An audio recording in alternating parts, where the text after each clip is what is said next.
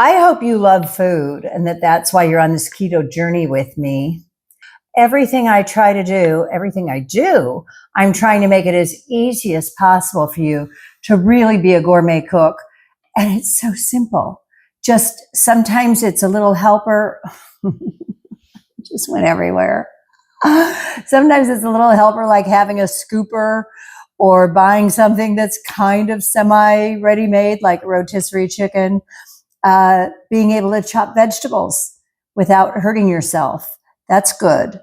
Anything I can teach you and help you and inspire you, because, when I started on keto, it looked like everything was just a bowl.